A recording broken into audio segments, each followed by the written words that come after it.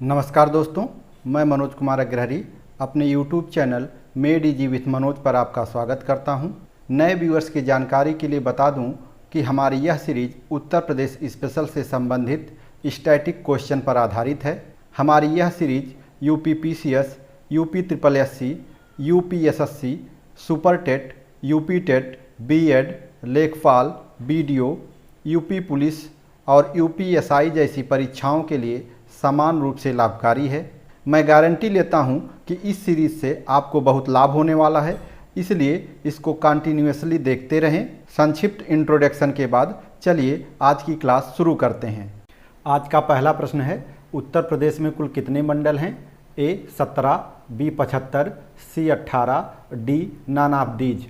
तो इसका सही उत्तर है सी 18, यानी उत्तर प्रदेश में कुल 18 मंडल हैं, जिनमें से लखनऊ, कानपुर और मेरठ मंडल सर्वाधिक बड़े हैं। इनमें से प्रत्येक मंडल में 6-6 जिले हैं।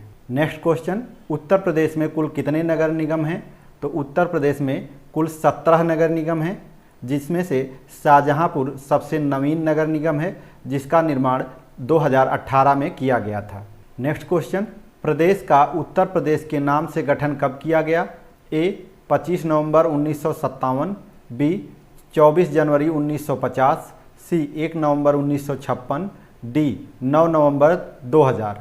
तो इसका सही उत्तर है 24 नवंबर 1950, यानी उत्तर प्रदेश जिसे पहले संयुक्त प्रांत के नाम से जाना जाता था, 24 जनवरी 1950 से उत्तर प्रदेश के नाम से जाना जाने लगा। नेक्स्ट क्वेश्चन, उत्तर प्रदेश के 13 जिलों को काटकर उत्तराखंड नामक नया राज्य कब बनाया गया?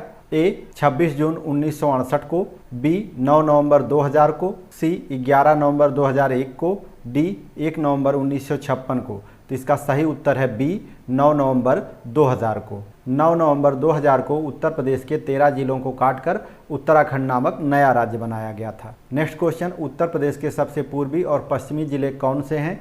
ए सहारनपुर तथा सोनभद्र, बी सहारनपुर तथा शामली, सी बलिया तथा शामली, डी सोनभद्र तथा शामली। तो इसका सही उत्तर है सी बलिया तथा शामली, यानी उत्तर प्रदेश का सबसे पूर्वी जिला बलिया है और सबसे पश्चिमी जिला शामली है। इसे चित्र के माध्यम से देख लेते हैं। देखिए, मैप में ऊपर उत्तर होता है, नीचे की तरफ दक्षिण होता है, इस साइड पूरब होता है और इधर पश्चिम होता है। तो उत्तर प्रदेश का सबसे पूर्वी जिला आप देख लीजिए कि बलिया है। बलिया ही सबसे पूरब में निकला हुआ है। उसके बाद सबसे पश्चिम में देखिए तो सबसे पश्चिम में उत्तर प्रदेश का ये वाला भाग है जो कि शामली जनपद में पड़ता है, यानी उत्तर प्रदेश का सबसे पूर्वी जिला बलिया हो गया और सबसे पश्चिमी जिला शामली हो गया। अगर यहीं पे प्रश्न आपसे पूछ लिया जाए कि उत्तर प्रदेश का सबसे उत्तरी जिला कौन सा है और सबसे दक्षिणी जिला कौन सा है, तो उत्तर प्रदेश का सबसे उत्तरी जिला देखिए सहारनपुर है और सबसे दक्षिणी जिला कौन सा हो जाएगा? सोनभद्र। ये ललितपुर नहीं होगा, सोनभद्र होगा। आप देख सकते हैं कि ललितपुर की अपेक्षा सोनभद्र ज़्यादा दक्षिण में है। अगला प्रश्न, उत्तर प्रदेश में देवनागरी को प्रथम राज्य की भाषा कब बनाया गया?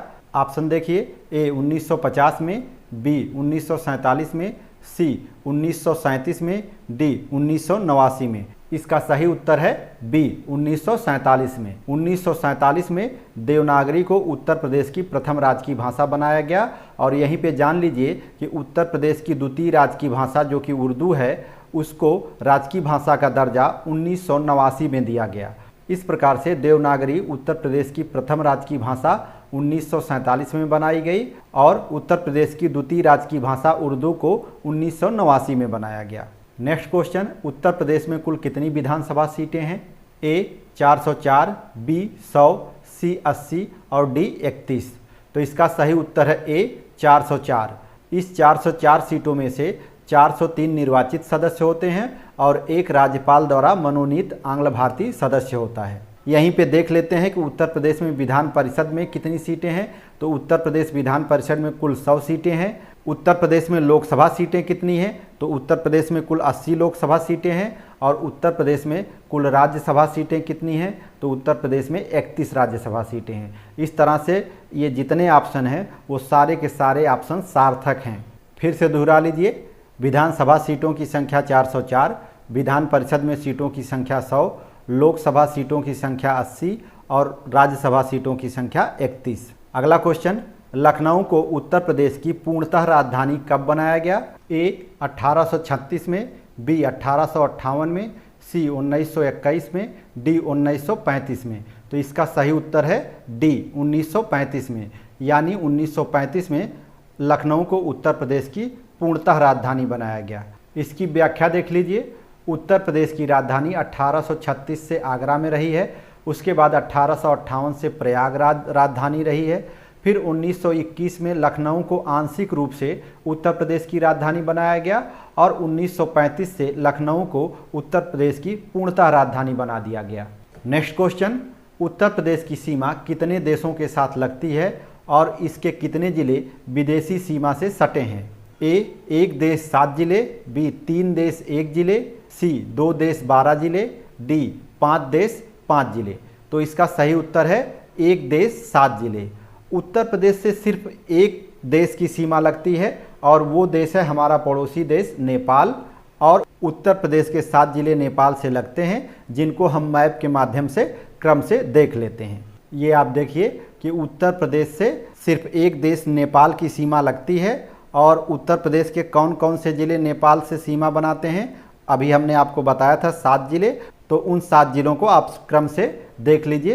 पीलीभीत पहला जिला है जो नेपाल के साथ सीमा बनाता है, दूसरा जिला है लखीमपुर खीरी, तीसरा जिला है बहराइच और चौथा जिला है श्रावस्ती, पांचवा जिला है बलरामपुर और छठा जिला है सिद्धार्थनगर तथा 7वां जिला है महाराजगंज। तो ये पश्चिम से पूर्व की तरफ कुल 7 जिले हैं जो नेपाल के साथ सीमा बनाते हैं। फिर से देख लीजिए, पीलीभीत, लखीमपुर खीरी, बहराइच, श्रावस्ती, बलरामपुर, सिद्धार्थनगर, महाराजगंज। अगला प्रश्न है, उत्तर प्रदेश से सटे राज्यों की संख्या कितनी है? ए 9, बी 7, सी 10, डी 6। तो इसका सही उत्तर है ए 9। उत्तर प्रदेश से कुल 8 राज्य और एक केंद्र शासित प्रदेश सटे हुए हैं, तो इसीलिए सही उत्तर हो जाएगा 9। लेकिन इसी प्रश्न में ऑप्शन ए में 9 की जगह 8 लिखा होता तो इसका सही उत्तर 8 हो जाता, क्योंकि वास्तव में उत्तर प्रदेश से 8 राज्य ही सटे हैं, एक केंद्र शासित प्रदेश सटा हुआ है। सही प्रश्न इस प्रकार होना चाहिए कि उत्तर प्रदेश से सटे राज्यों और केंद्र शासित प्रदेशों की कुल संख्या कितनी है, तब सही उत्तर होता 9। फिर भी यहाँ पे अगर ऐसा प्रश्न दिया गया है तो सबसे सही उत्तर आपका 9 ही होगा। इस प्रश्न को भी चित्र के माध्यम से समझ लेते हैं। इस चित्र के माध्यम से आप देख लीजिए कि उत्तर प्रदेश से कौन से 8 राज्य सटे हुए हैं और कौन सा केंद्र शासित प्रदेश सटा हुआ है। तो हम क्रम से इस साइड से एंटी क्लॉकवाइज देखेंगे। तो सबसे पहले उत्तर प्रदेश से उत्तराखंड राज्य सटा हुआ है, आप यहाँ देख सकते हैं। उसके बाद दूसरे नंबर पर आता है हिमाचल प्रदेश, तीसरे नंबर पर आता है हरियाणा, चौथे पर है राजस्थान, पाँचवें पर है एमपी और छठे पे है छत्तीसगढ़, 7वें पर है झारखंड और 8वें पर है बिहार, और एक केंद्र शासित प्रदेश जो यूपी से लगा हुआ है वो है दिल्ली। तो इस तरह से उत्तर प्रदेश से कुल 8 राज्य और एक केंद्र शासित प्रदेश सटे हुए हैं। अगला प्रश्न है, उत्तर प्रदेश का वह जिला जिससे सर्वाधिक राज्य सटे हैं। तो ए ऑप्शन है सहारनपुर, बी सोनभद्र, सी ललितपुर और डी मेरठ। तो इसका सबसे सही उत्तर है बी सोनभद्र। उत्तर प्रदेश के सोनभद्र जिले से कुल 4 राज्य सटे हुए हैं, वो चारों राज्य हैं मध्य प्रदेश, छत्तीसगढ़, झारखंड और बिहार। उसके बाद दूसरे नंबर पर सहारनपुर आता है जिससे सर्वाधिक 3 जिले सटे हुए हैं और वो जिले हैं हरियाणा, हिमाचल प्रदेश और उत्तराखंड। अब इस प्रश्न को हम लोग चित्र के माध्यम से समझ लेते हैं। यहाँ चित्र में आप देखिए कि ये सोनभद्र जिला है और इससे एमपी लगा हुआ है, छत्तीसगढ़ भी लगा हुआ है, झारखंड भी लगा है और बिहार भी लगा है। यहाँ लिखने में आपको लग सकता है कि बिहार यहाँ पर है, लेकिन वास्तव में बिहार भी सोनभद्र से लगा हुआ है। दोस्तों, अब तक हमने परीक्षा वाणी और घटना चक्र बुक के चैप्टर से प्रश्न बनाकर आपका रिवीजन कराया है। अब हम लोग परीक्षा वाणी में प्रत्येक चैप्टर के पीछे दिए गए विगत वर्षों के प्रश्नों को देख लेते हैं। हमारी इस रणनीति से यदि परीक्षा में नए प्रश्न आएंगे तो भी आप उसको हल कर लेंगे, और यदि पिछले वर्षों में पूछे गए पुराने प्रश्न भी आएंगे तो भी आप उसे हल कर लेंगे। पुराने प्रश्नों को दोहराने का एक फ़ायदा ये होता है कि इससे पता चलता है कि परीक्षा में प्रश्नों की प्रकृति कैसे रहने वाली है। तो चलिए बिना किसी देरी के परीक्षा वाणी के अध्याय 2 के पीछे दिए गए विगत वर्षों के प्रश्नों को दोहरा लेते हैं। इस चैप्टर का पहला प्रश्न है, निम्न में से प्रदेश का कौन सा जनपद उत्तराखंड, हरियाणा तथा हिमाचल प्रदेश के साथ सीमा बनाता है? तो इस प्रश्न का सही उत्तर है ऑप्शन सी, सहारनपुर। इस प्रश्न को मैप के माध्यम से देख लेते हैं कि किस प्रकार सहारनपुर उत्तराखंड, हरियाणा और हिमाचल प्रदेश के साथ सीमा बनाता है। यहाँ चित्र में देखिए कि ये सहारनपुर जनपद है और ये इधर से उत्तराखंड से घिरा है और इधर से हिमाचल प्रदेश से और इस साइड से हरियाणा से घिरा हुआ है। ये आपको भले लग सकता है कि हरियाणा यहाँ पे है, तो ये लिखा बस है, लेकिन वास्तव में हरियाणा की सीमा सहारनपुर को टच करती है। तो इस तरह से सहारनपुर यूपी का ऐसा ज़िला है जिसे 3 राज्य की सीमाएं टच करती हैं। और इसी तरह से एक ज़िला है सोनभद्र, उसे 3 नहीं बल्कि 4 राज्यों की सीमाएं टच करती हैं। आप देख लीजिए कि ये सोनभद्र है, इसे एमपी, छत्तीसगढ़, झारखंड और बिहार चारों राज्य टच कर रहे हैं। अगला प्रश्न, लखनऊ की सीमा किसे स्पर्श नहीं करती है? ऑप्शन देखते हैं, ए उन्नाव, बी हरदोई, सी बलिया, डी बाराबंकी। तो इस प्रश्न का सही उत्तर है ऑप्शन सी, बलिया।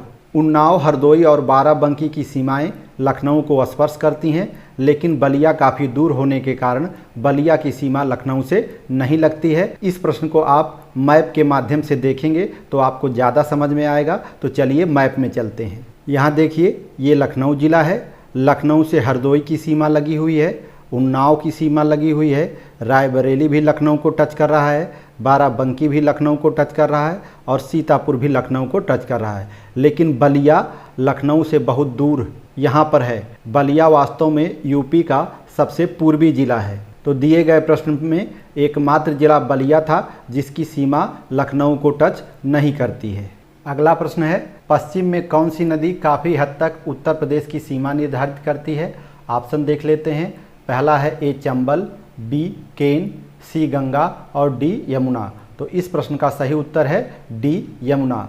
आप चित्र के माध्यम से देख लीजिए कि यमुना नदी लगभग उत्तर प्रदेश की सीमा निर्धारित करती है। यहाँ चित्र में देखिए कि यमुना नदी लगभग यहाँ से आते हुए हरियाणा और यूपी की सीमा बनाते हुए प्रयागराज में गंगा से मिल जाती है। तो दिए गए प्रश्न में सही उत्तर था यमुना नदी। यमुना नदी उत्तर प्रदेश की काफ़ी हद तक सीमा निर्धारित करती है। अगला प्रश्न है, उत्तर प्रदेश के भाभर क्षेत्र में किस प्रकार की मृदा पाई जाती है?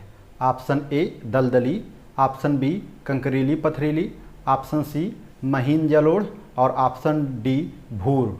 तो इस प्रश्न का सही उत्तर है ऑप्शन बी कंकरीली पथरीली।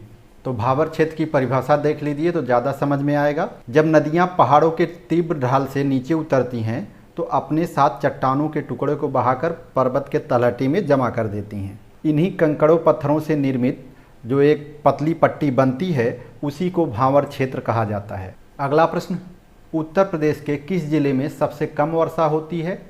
Option A Lalitpur, option B Jhansi, option C Banda, option D Mathura. तो इस प्रश्न का सही उत्तर है option D Mathura.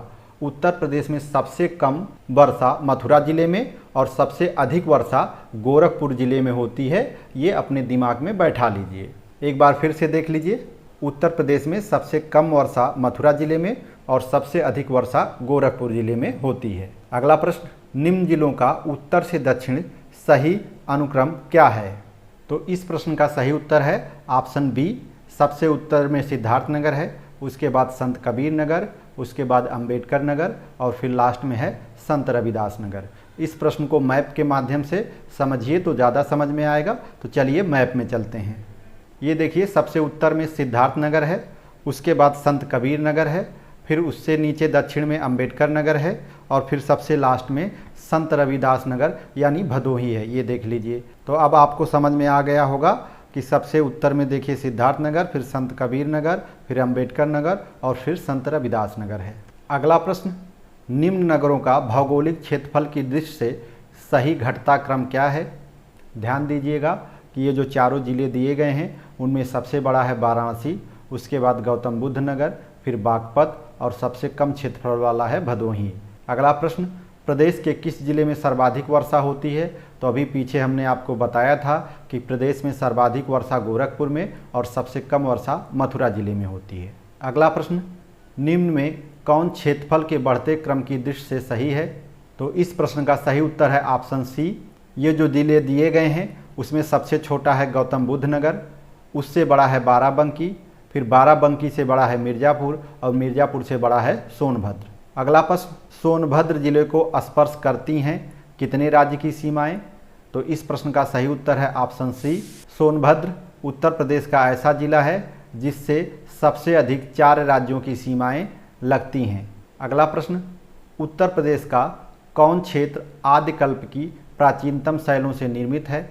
Option A Bundelkhand, B Rohilkhand, C Shivalik और डी विंध्याचल। तो इस प्रश्न का सही उत्तर है ऑप्शन ए बुंदेलखंड, यानी बुंदेलखंड आदिकल्प की प्राचीनतम शैलों से निर्मित है। नेक्स्ट क्वेश्चन, निम्न में से किससे उत्तर प्रदेश की सीमा नहीं लगती है? ए राजस्थान, बी पंजाब, सी हरियाणा, डी इनमें से कोई नहीं। तो इस प्रश्न का सही उत्तर है ऑप्शन बी पंजाब। पंजाब राज्य की सीमा उत्तर प्रदेश से नहीं लगती है। कुल 9 राज्य की सीमाएं उत्तर प्रदेश से लगती हैं, जिसमें राजस्थान और हरियाणा भी शामिल हैं। अगला प्रश्न, उत्तर प्रदेश में सर्वाधिक वर्षा का क्षेत्र है? ऑप्शन ए तराई क्षेत्र, बी पूर्व गंगा मैदान, सी मध्य गंगा मैदान, डी पश्चिम गंगा मैदान। तो इस प्रश्न का सही उत्तर है ऑप्शन ए तराई क्षेत्र। उत्तर प्रदेश के तराई क्षेत्र में सर्वाधिक वर्षा होती है। अगला प्रश्न, निम्न में से सर्वाधिक क्षेत्रफल वाला जिला कौन सा है? Option A Sonbhadra, B Sitapur, C Hardoi, D Lakhimpur Kheri. तो उत्तर प्रदेश का सर्वाधिक क्षेत्रफल वाला जिला है लखीमपुर खीरी। अगला प्रश्न, क्षेत्रफल की दृष्टि से उत्तर प्रदेश का भारत के राज्यों में कौन सा स्थान है? ए द्वितीय, बी चतुर्थ, सी तृतीय, डी पंचम। तो इस प्रश्न का सही उत्तर है ऑप्शन बी चतुर्थ। उत्तर प्रदेश क्षेत्रफल की दृष्टि से भारत का चौथा बड़ा राज्य है।